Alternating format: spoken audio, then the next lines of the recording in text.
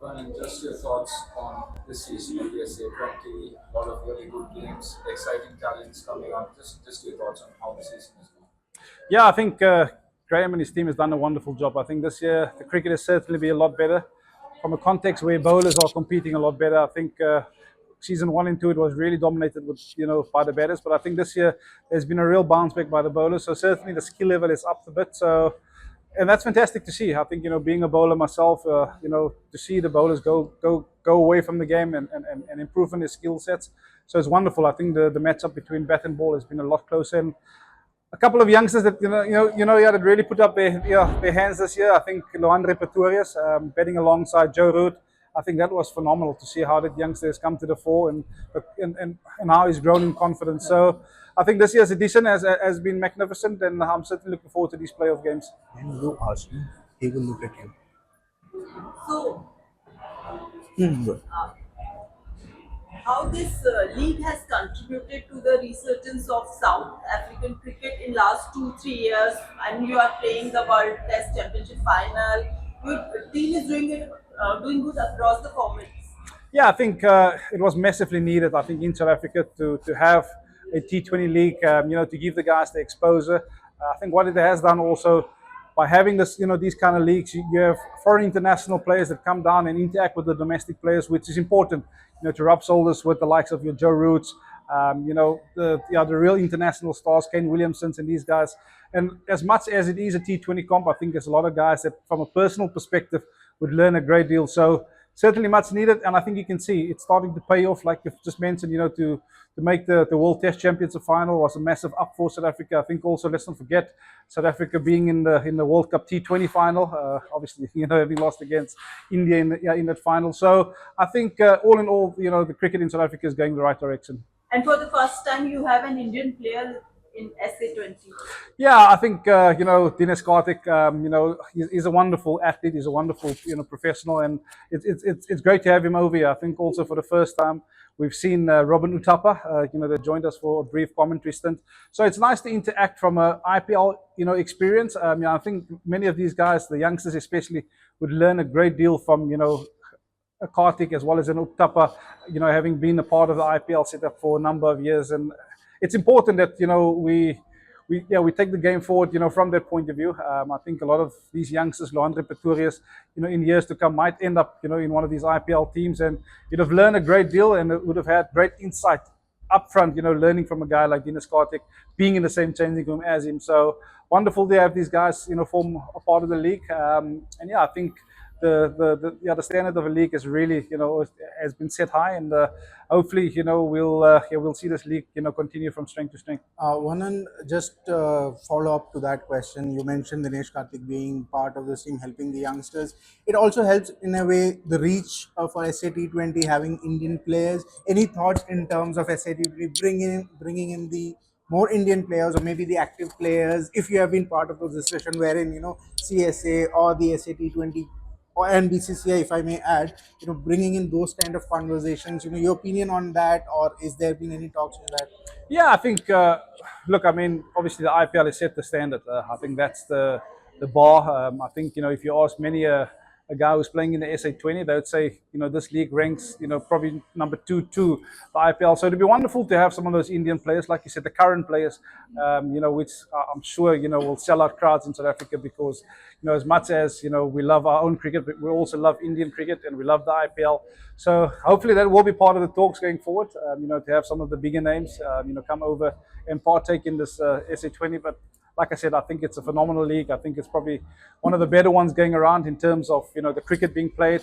But to see the fans, the crowds, the stadiums being sold out from from game one, and I think also a lot of the crowds are starting to take off the home teams, which is obviously incredible to see. And hopefully, like I said, we can see some of those Indian superstars, in years to come, partake in the SA20.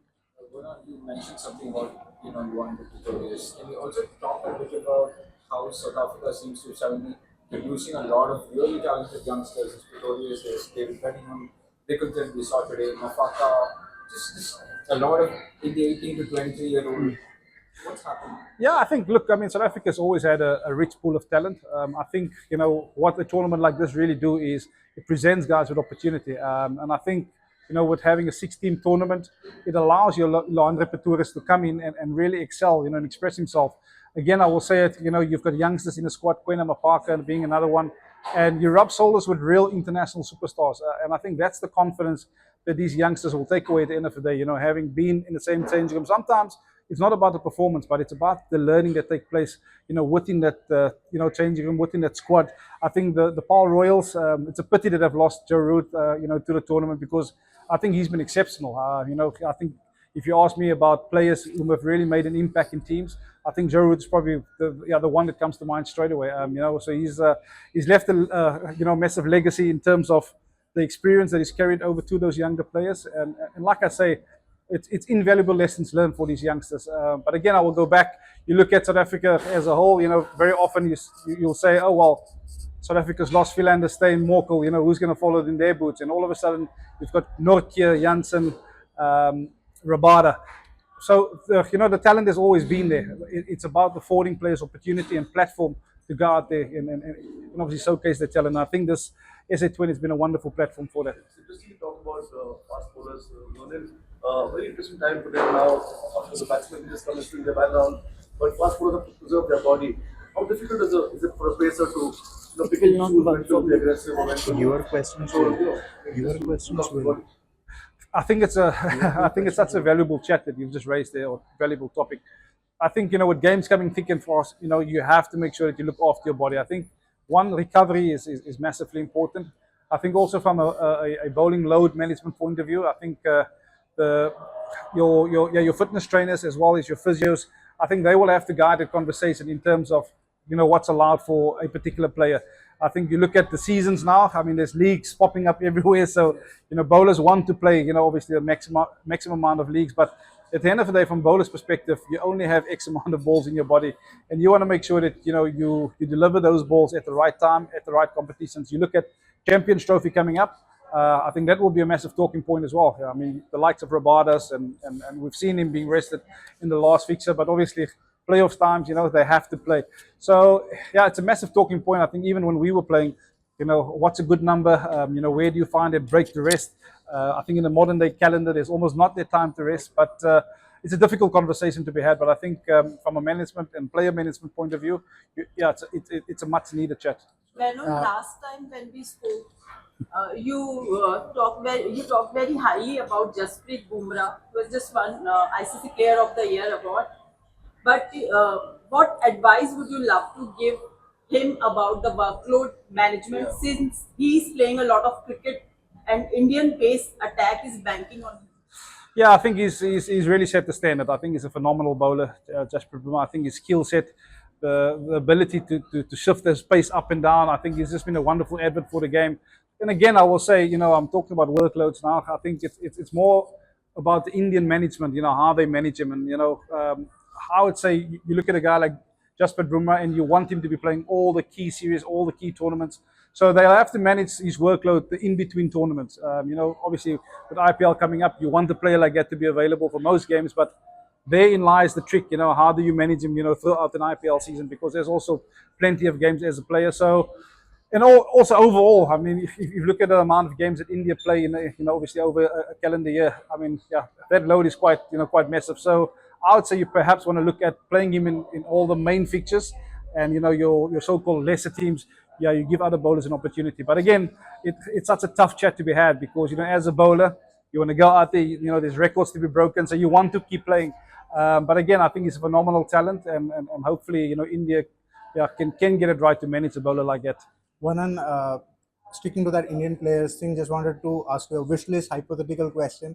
Among the active Indian players, any 3 names that you would love to see here in SA20? Because India has a legacy in terms of Kohli, Rohit Sharma, but you have the likes of Samson, Abhishek, Tilak also coming in. So give me 3 names, your wish list kind of to see in SA20. Yeah, I think Suryakumar would be right up there. Jasprit Bumrah, I mean, without a shadow of a doubt, I mean, his skill set on these kind of wickets would be phenomenal to watch in action. And then I think, you want to see a guy like Kohli. I think he's obviously built a massive name for himself over the last decade or so, and I think it'd be a wonderful attribute, to the advert of SA20 cricket. What's your prediction for the final? Any guesswork? My prediction for the final. Winner. I'm going to be biased. Yeah, I hope my Cape Town can pull it across the line this year. I think. And one more question. You have 4 semi-finalists for CP Champions. Wow, you're throwing me under the bus here now. But I'm going to go. Obviously, India. I think they a big contender. Obviously, playing in subcontinent conditions. Australia, they're always there and thereabout when it comes to big tournaments. I'm going to throw a spanner in the works. I think South Africa's got a lot of confidence out of the last T20 World Cup, so that will be number 3. And number 4, wow. Let's go with England. The importance of the SA20 with the home World Cup coming up. Yeah, I think it's massively important, and I think a lot of these guys will get exposures of playing, in these conditions, and looking ahead to that World Cup. You want to keep breeding these players in terms of being confident, in terms of understanding the playing style at these various different arenas that we find ourselves in South Africa. So, massively, I would say a massive advantage for these guys to be able to play in a big tournament in front of home crowds, in obviously these various different conditions that you find yourself up against playing in South Africa.